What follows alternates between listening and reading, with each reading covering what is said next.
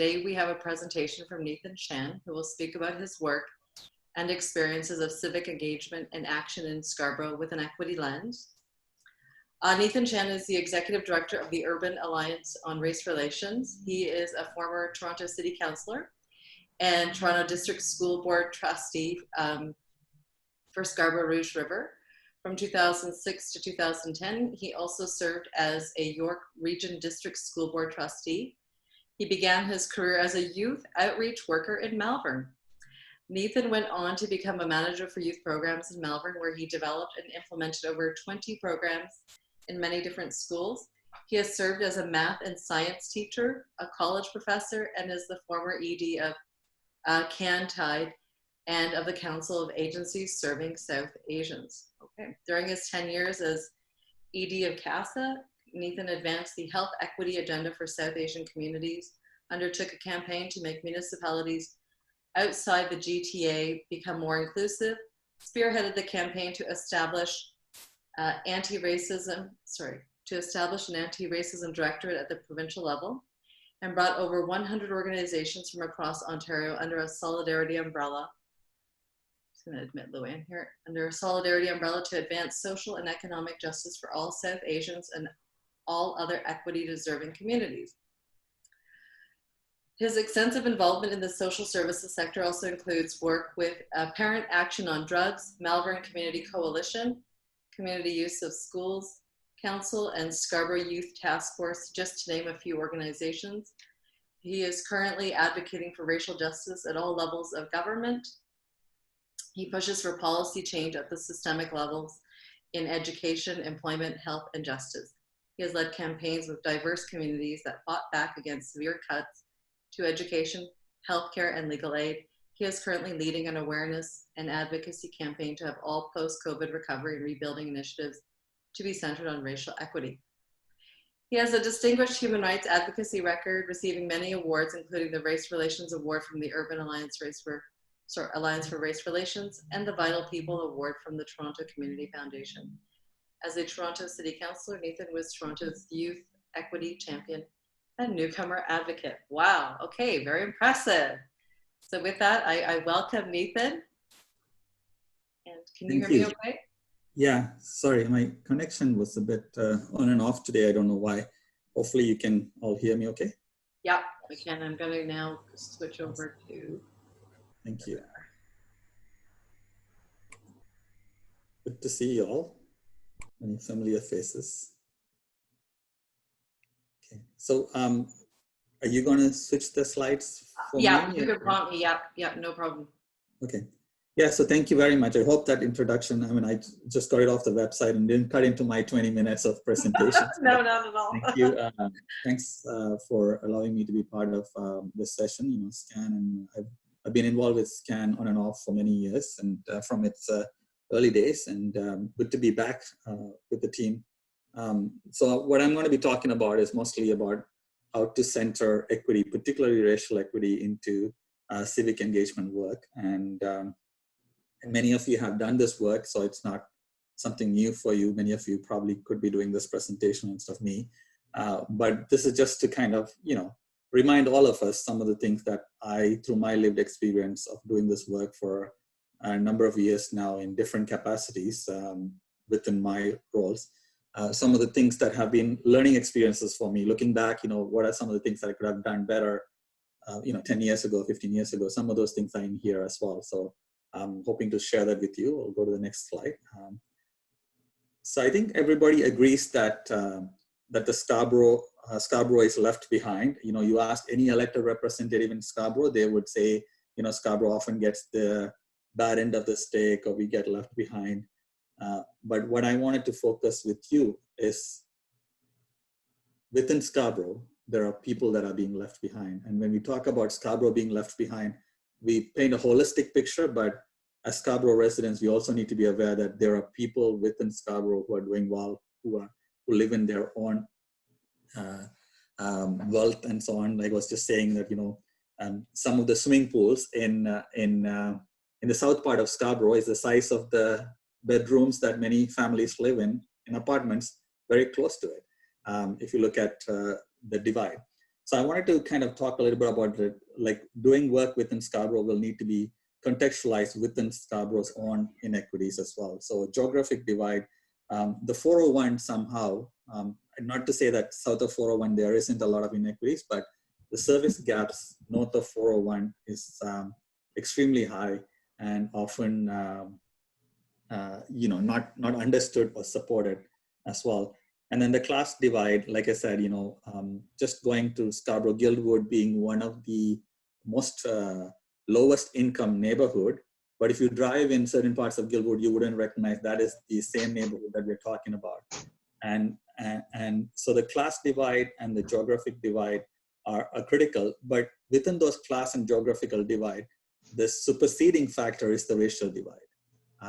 As you can see, the folks who are in low income situations, particularly from Black, Indigenous, and people of color, it needs to be acknowledged. And I don't think we hear enough from our elected representative, our policymakers, when we talk about Scarborough being left behind, an angle of racial justice incorporated into it. And I think it's important to acknowledge that as part of this conversation.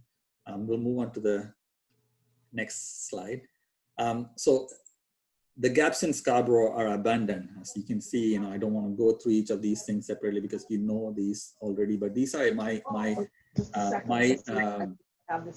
work has brought me close to seeing how inequitable education is. If you map out fundraising for essentials that schools do, there are schools in certain areas that are fundraising close to $1 million from their parents to fund a lot of these things. And if you look at if those same resources are being made available to schools without those funding, you find that it's not the case. You look at specialty programs, you look at all of those extra stuff schools get. So the inequities in Scarborough is pretty pronounced. And if even with classroom, when we talk about classroom sizes, average, and so on, you would find that you talk about TDSP as an average, but when you look at Scarborough, the classes are overcrowded relative. So we are compensating for some other, when you say average, the average is that, but if you take an average within Scarborough, it is much more pronounced. And when I say Scarborough, again, certain neighborhoods within Scarborough. Same thing with health and transit. And I was talking to Anna, and she said, not to go deep into this, but this is the story for us. But I'll go to the last part, the representation part. There is a gap of representation for racialized communities in Scarborough. Those who are elected in most cases do not reflect the diversity of the population. Our not-for-profit sector, for example, Scarborough is filled with multi-million-dollar not-for-profit organizations who are led by people who do not reflect the diversity. I mean, I know the turnover for executive directors in big organizations isn't that high, but still, just to name it and recognize it is important, because these are the folks who speak on behalf of Scarborough in a lot of these spaces in powerful corridors. And it's important for organizations, especially, I dwell on the last one more because you know all the other ones. The last one is the hard one to confront. A lot of places where I go into as a city councilor and other places I used to be in, the people who come to represent in those highly powerful decision-making places from not-for-profit sector are leaders from the not-for-profit sector who are often white from Scarborough, and does not reflect. So it's okay that they're there. It's okay that they have been there for, but what else is being done by them to make sure that there's a lineup of community leaders coming through? I'll go to the next slide. So we have a lot to talk about. Obviously the income inequalities in Scarborough needs to be addressed. But the racism of the new kind is basically, racism has been there for a long period of time, as all of you know. But there are manifestations of this in Scarborough. I ran after the boundaries got changed. I ran in an area that went all the way from Steeles down to the lake on the side of Scarborough. And when I knock on doors in South Scarborough, very often I heard from folks who are white that, we are different from them. Up north of 401 is not us. And, you represented that area. How can you represent us as well? And these were likely considered progressive people. They were teachers. They were doing all this stuff. Our issues are different. Our We don't want to be associated with Malvern. We don't want to be, and the reason many of these things come is this type of distancing of other people that they didn't want to be associated with. So I think the main reason why I say that, like, I would be asked as a candidate running for municipal election, I would be asked about, what do you think about people sending money to their countries of origin after working here? That has nothing to do with, there's all these Filipino community members who work here. There are a lot of money going. We hear that a lot of money are going back from this country to other places, and these are people who seem to have ownership of $1 million or a couple of $1 million homes, who have these kind of views about, and this is the Scarborough. This is not anywhere else. This is in Scarborough. So I think we have to do that. And the only way to do that is to bridge this representation gap, that we need to have more people of color in leadership positions to transform this. I'll go to the next slide. So in all my work, what I've been focusing on is to do these three things: empowering our communities to claim the space or reclaim the space that is rightfully ours, and then breaking systemic barriers. And I'm just generally talking about this because I'm going to break down these things a little bit more. Breaking systemic barriers and to collectively find solidarity. When we talk about collective solidarity through targeted engagement, what that means is that we cannot ignore the fact we need specific programs for certain communities. And we can all talk about collective solidarity, but if you don't understand that the challenges of 400 plus years of oppression on the Black community and the impact that it has currently, and the continuous legacies of colonialism and slavery is impacting that particular community in most significant ways compared to others, we cannot talk about solidarity. And that's why I say targeted engagement and targeted investment is critical for us to talk about collective solidarity. It's not about erasing all of our struggles and calling it a common struggle. It is about recognizing that different communities have had different historic oppressions that make their situation in society much more pressing to be addressed relative to others. I'll go to the next slide. So how did I do that is empowering to reclaim the space? So when I was in Malvern Family Resource Center a long time ago, about 15, 20 years, I don't know how long it is, we did a campaign called Image Campaign, where we got young people to take photos of their neighborhood, to tell the story about them and how they relate to the organization, the community, in a positive way. And when they did that story, it became a big campaign. And then CBC did a story, a number of media covered it, and then the photos that they took were turned into a calendar that was sold by them for community programs. And then the photos also went into different government buildings as a project, and then was taken to Japan for expo. And then we formed something called Malvern Youth Cabinet. The reason I'm saying this is that traditionally our youth programs tend to count number of young people attending workshops, using computers and so on, and pathologize those community members and young people as recipients of service instead of giving them the kind of voices that they need to have. And this is just a small program, but because it was built on a principle of something that we believe that young people can achieve, that became a big project. The Viola Desmond Park in Malvern, for example, people said, why change Hupfield Park into a different name? There were so many different, I said, Viola Desmond is a reminder to all of us that racism existed in Canada. Viola Desmond is a reminder to us that civil rights movement was here in Canada, and here is an icon of a Black woman who's symbolic of a number of Black women who've actually championed human rights in Canada. And so people were asking, what is the relevance to this in Malvern? I said, the Malvern community has so many positive things that is often not recognized. And this is the way in which it shows that the history is not just only valued, but also it's a reminder for people that we can all stand up together, even the communities that don't identify as members of Black community, to be in that space.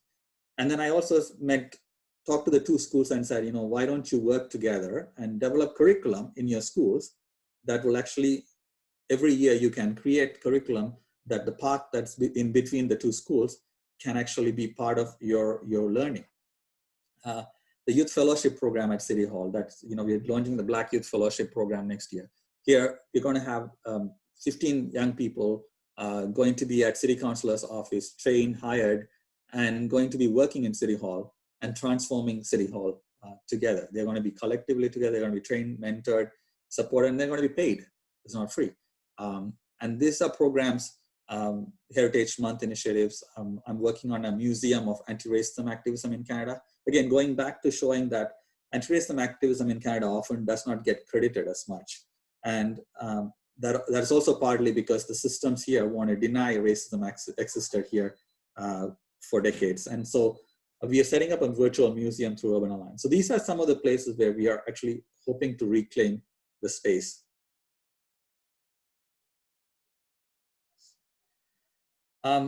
Breaking barriers, and I think I'm going to go much faster now. So here are some examples of breaking systemic barriers. The Anti-Racism Directorate campaign I ran that was set up at the provincial level, I spearheaded that through CASA, and a curriculum change at the school level, and Capacity Creators was a program to train people to take on leadership roles in municipal offices and in environmental arts sector.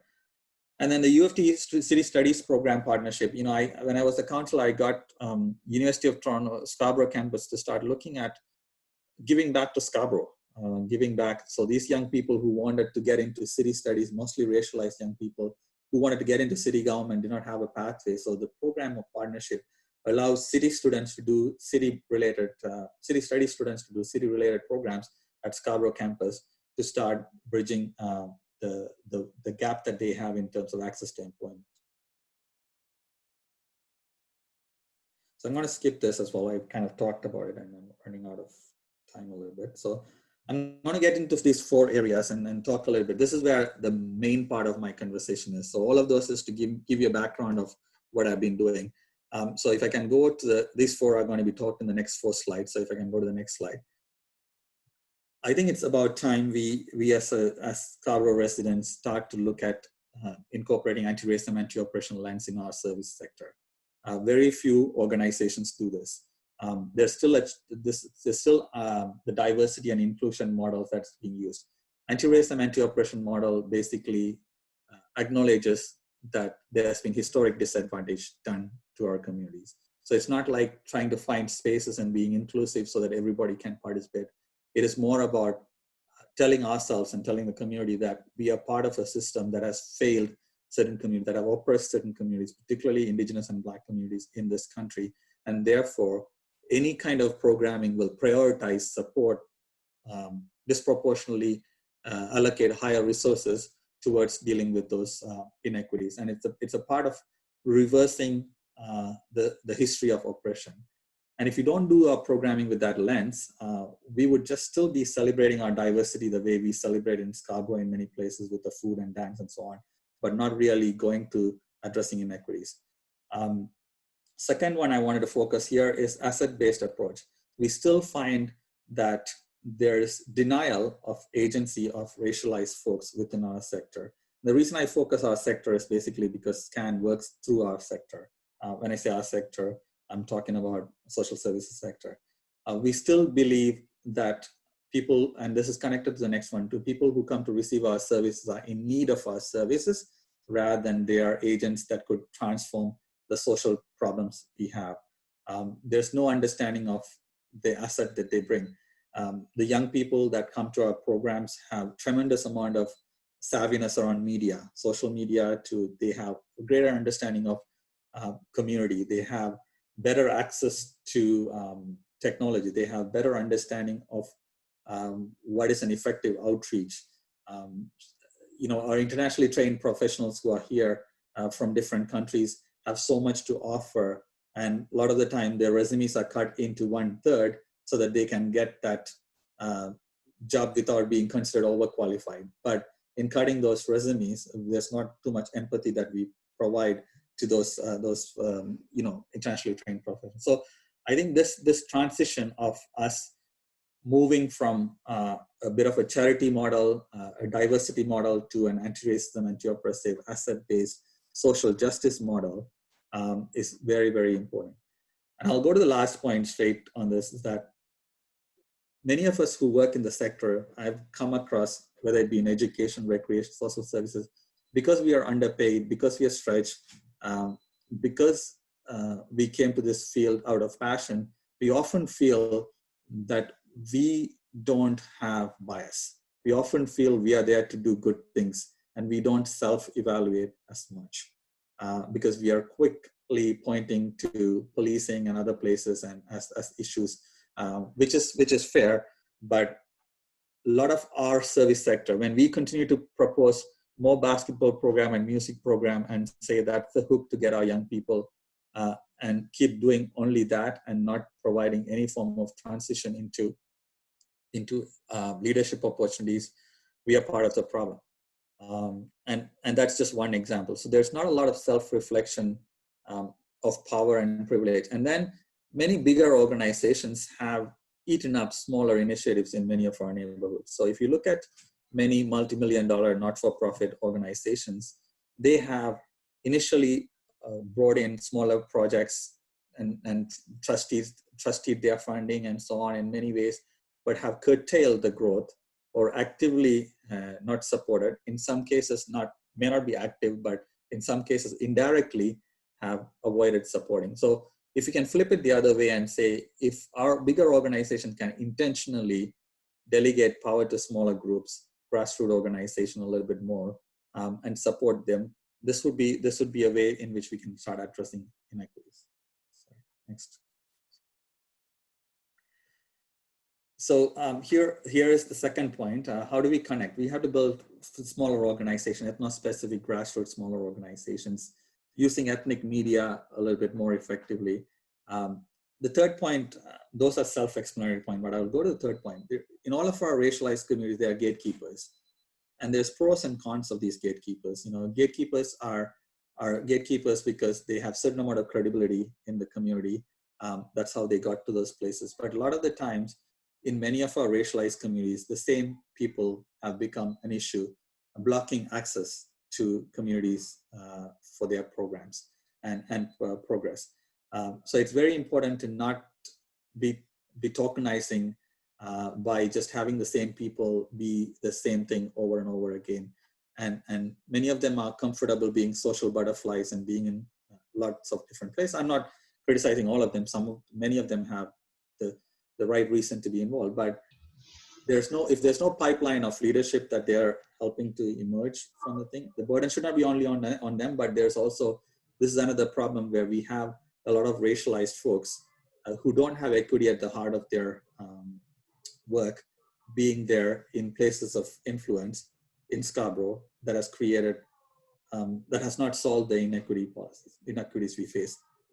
The last two things I want to talk on this is the identity politics. There's always people complaining about identity politics. It's important to understand why we have identity politics. It's because people who feel underrepresented, people who feel like they're not heard, tend to join together and organize and so on. So it's not always a bad thing. It is something that we need to be working together to break the silos amongst racialized people, but non-racialized folks should not be shying away from helping people organize their own programs, whether it be a Chinese parents group in Agent Called Collegiate, for example. Initially there was resistance, and I said, you say that Chinese parents, which are about 90% of the population, are not coming to school council meetings. You're saying that there's a language barrier, and then when they organize a parent group for the school, why is it seen as quote unquote segregation? And why not support it so that we can level the playing field? And the last thing is, every organization wants to reach out to diverse communities, but do not want to spend the money on it. A lot of the time, we have health fairs that will be organized, but you get social community fairs that are organized where everybody is there and the booths are filled with the staff members, and they're the ones going around each time in Scarborough, many places. But instead of spending 90% of the money in coordinating the content, why not spend 80%, 90% in the outreach, advertising, hiring and outreach coordinators? We rarely find organizations investing into into outreach and diversity reach, as opposed to, trying to organize everything centrally through their work. Can I go to the next one? So this is where people feel, this is 5 senses of how to organize within the community. So we need to make sure that folks are acknowledged in our work. So, releasing statements during their festivals, acknowledging when there's a major incident happening in their community. If there was an earthquake or something in a community that's from racialized communities, our organization releasing statements and so on. It's because the mainstream always leaves out racialized folks' lives when they're lost. It's not like when it happens in Europe, there's a lot of, so sense of acknowledgement that people care is important. Sense of purpose and direction. A lot of racialized folks do not have a lot of time to go through a feel-good process. They want to see where it's headed. They want to know this is heading to a final outcome that will change. So having a sense of purpose and sense of direction in our work is critical, because they don't have a lot of time. We are balancing a multitude of demands in our lives, and so it's important.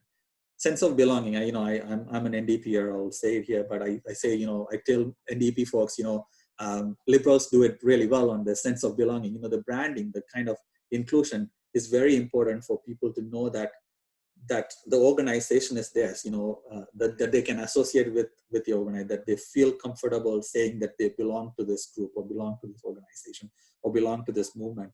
And often racialized people aren't, we have seen where seniors will be brought in buses for summit, or we've seen, like, sometimes we get these sessions where racialized folks are cross-organized and they come to a gathering and participate, but they don't end up connecting to the cause or to the thing, because there's not a lot of things done to activate the sense of belonging. And then the achievement, that they need to know that things are happening, things are moving, things are being achieved, small wins, small victories.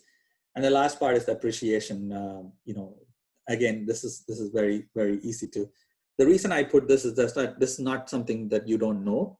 You all probably know, but having it like this, I organize myself this way, and then whenever we do new project, my staff will actually work through this and actually put concrete items underneath this to say, okay, this is how I'm going to be talking. I'm going to be addressing the need for sense of belonging. This is how I would do sense of achievement. And so having a plan always helps. And we sometimes forget these things not because we don't know it, but because we just are caught up in trying to move with the demands that we have.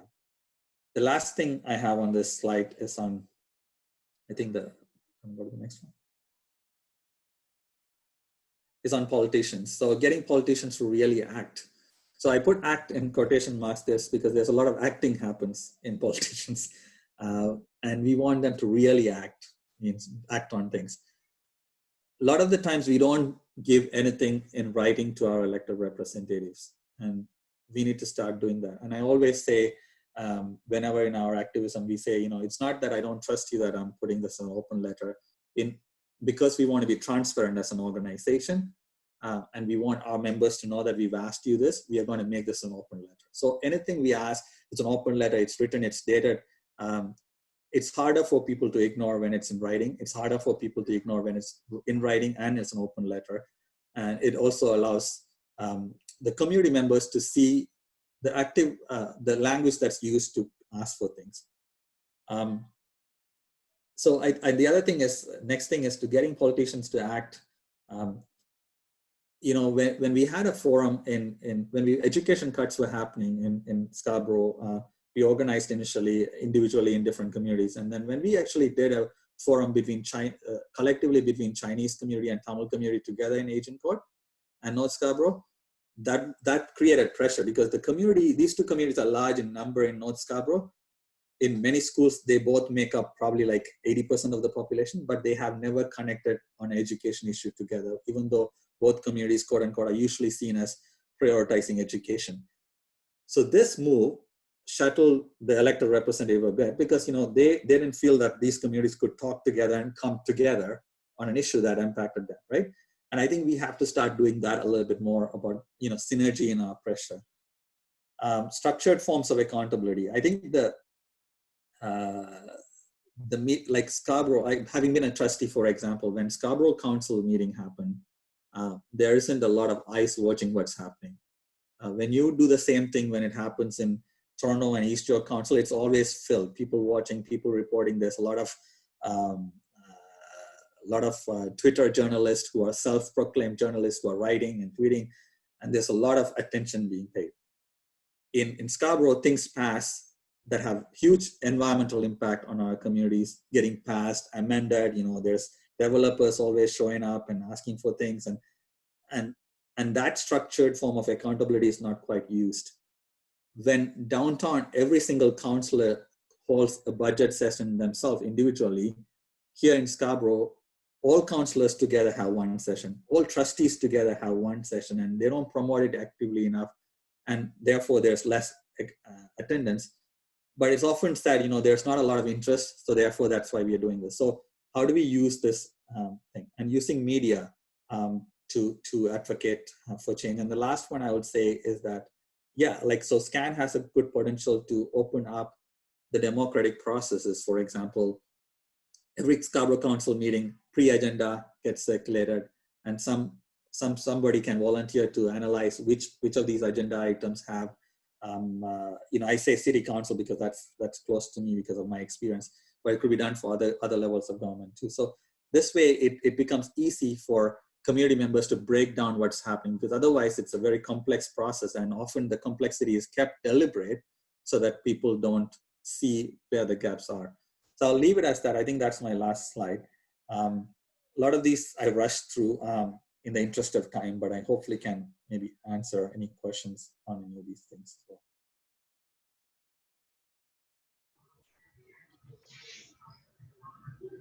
That was great, Nathan. Thank you.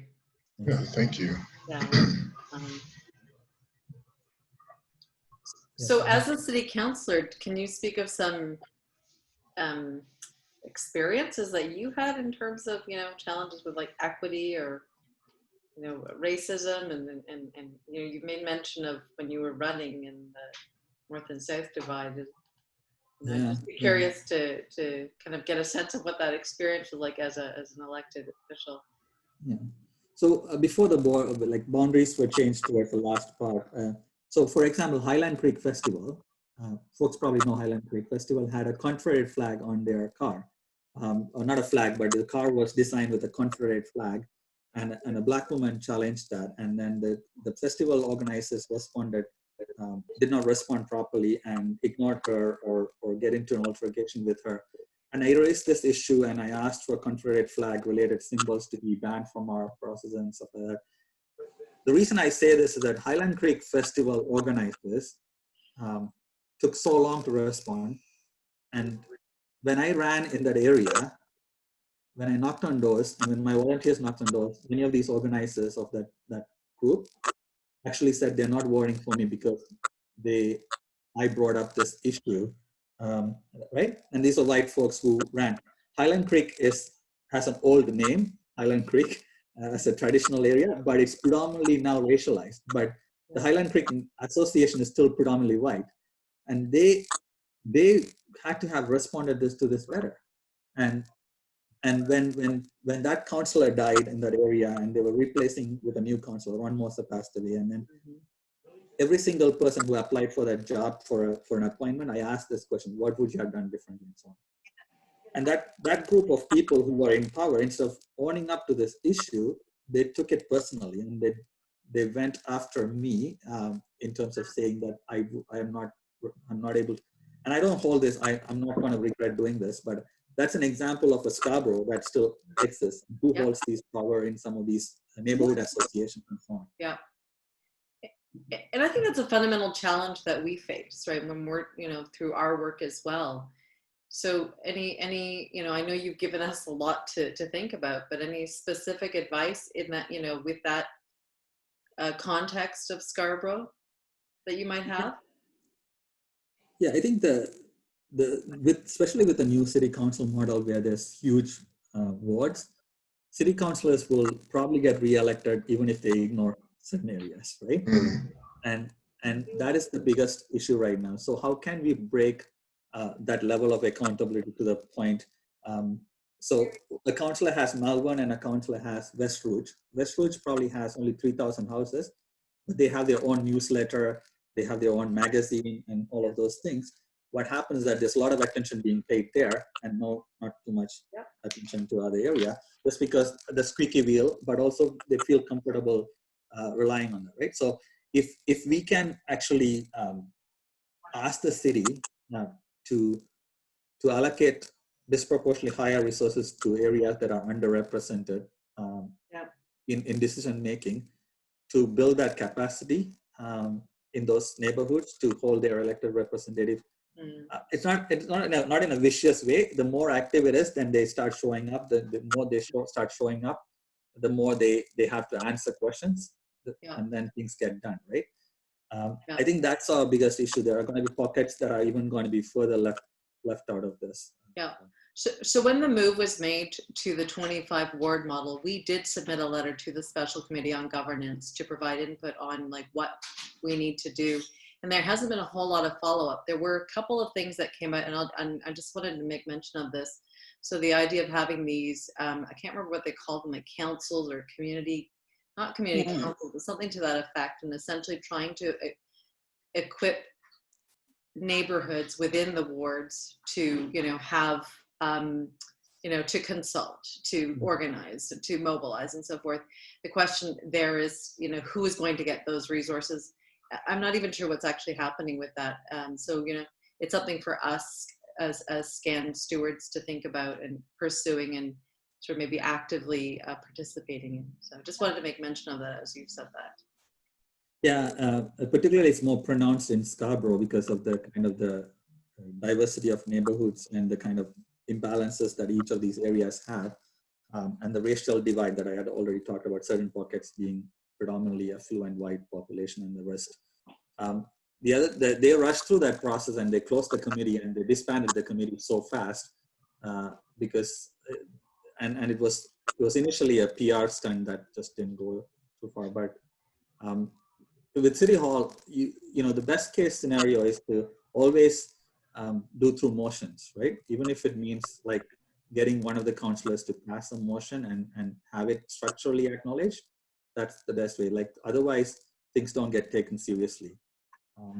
So I would say, SCAN occasionally, once every 3 months should produce a ready-made motion and say, we want this motion to be passed, and then have that passed. Otherwise, people deflect responsibility. Right?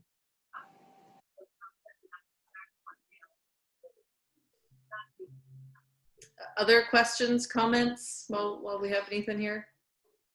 Hey, of course, Nathan, it's Jennifer. I will always ask you a question. This time I'm not in the debate seat, so it's good. Right. Oh, see, did you hear what he said? Yeah, he knows me. Okay, Nathan, what is the one thing you learned and wish you knew while you were a city councilor? I'm sure there's a few things that you've thought of, but what is the one thing that you learned or wish you had while you were a city councilor? Is there anything?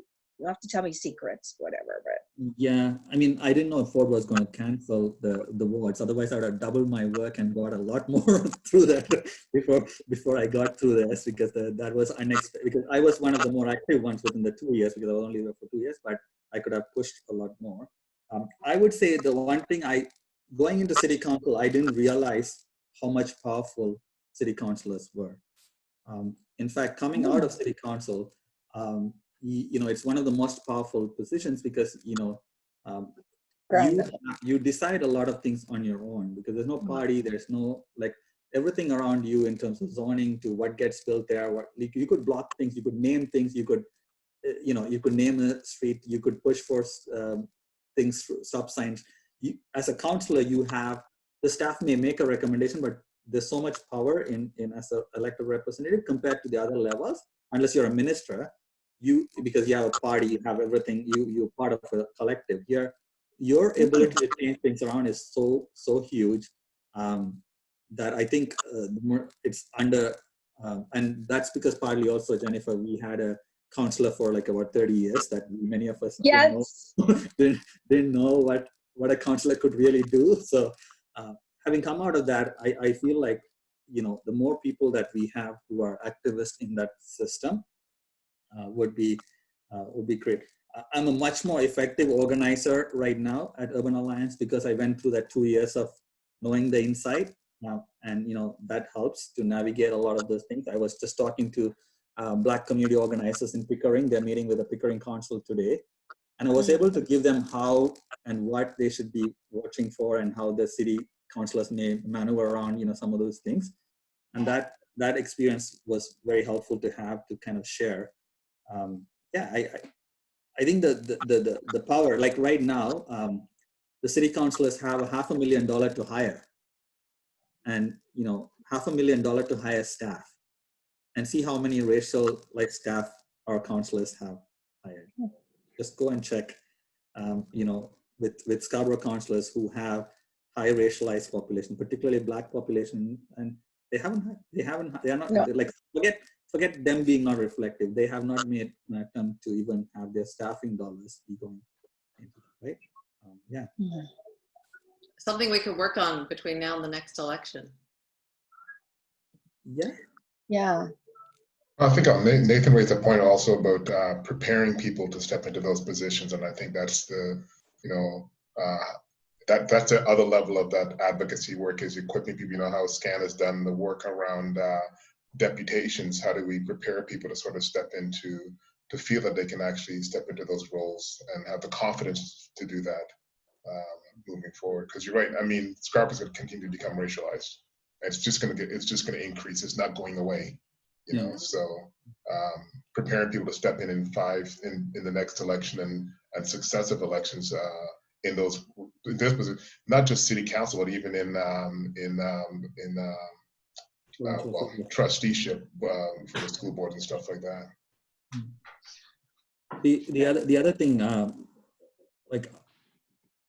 think it's important for us to make sure that we diversify. We don't just cater to existing things. Like, deputations are great, but they're not really changing their mind with those deputations. So I would rather spend time, SCAN does a day of deputation online and on video, and use that one full day to have video clips of different people doing that, than to go in and talk to those hardly listening counselors. Some of them listen, some of them already, so the PR pressure that we can apply through an online based thing sometimes may create more action than sometimes catering to their already created forums of engagement, which are very limiting in some ways.